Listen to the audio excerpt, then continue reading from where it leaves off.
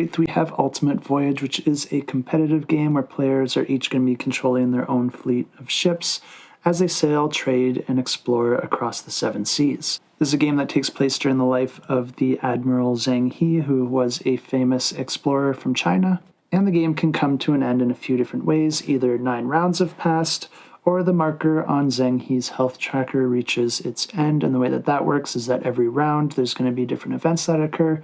Some of those events can deteriorate Zhang He's health. This is determined by a die roll each time, which means that if the dice aren't in his favor, he could reach the end of his life before those 9 rounds. This mechanism is based on actual historic events because Admiral Zhang He did have deteriorating health during the time of his exploration. The game can also come to an end anytime a player reaches either 15 prestige points or 15 profit points, and this is a game that does reward you based on the lower of those two. So if you are triggering the end of the game because of that, you want to make sure that you have both of those as high as possible. And the final way that the game can come to an end is if a player completes and reveals 4 different objective cards. The way this game works is that each player is going to be playing as a different character that each has their own special ability, with these abilities normally giving you some sort of advantage for a particular action.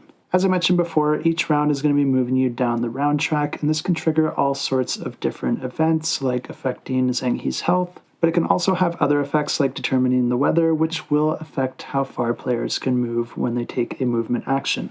But 3 dice are also going to be rolled, and then players are going to be taking turns performing their actions by playing an action card and then combining it with one of those 3 dice. The strength of an action is going to be determined by the strength of your card combined with the die that you paired it with, but if you did use that card more recently, it's going to have a decreased strength, so the longer that you go between doing the same action, the more powerful it will be the next time that you use it. The first action players can perform is the sail action, and this is going to allow players to move their ship across the board and visit different locations like ports, but it could also require players going through different storms, which could cost them resources. The next action is the trade action, which allows you to acquire trade goods from ports where your ships are docked, and goods can be used to increase your profit points for the end of the game. Players can also use a diplomacy action at a dock in order to gain a port's affiliation with the Ming Empire, and this is going to be gaining you prestige points for the end of the game. Of course, not all these ports are friendly, and there is also a combat action that you can take in order to attack hostile ports or engage in combat against different encounters.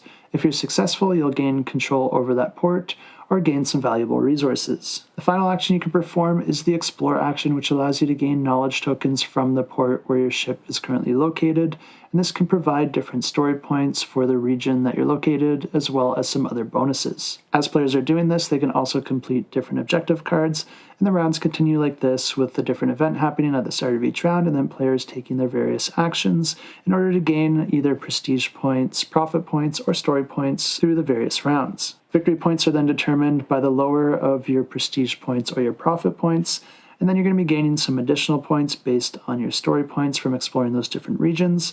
Then you'll gain additional victory points from completing objective cards and then contributing to the Porcelain Tower of Nanjing. The player with the most total victory points wins the game, and if you want to check this one out, I will have it linked down below.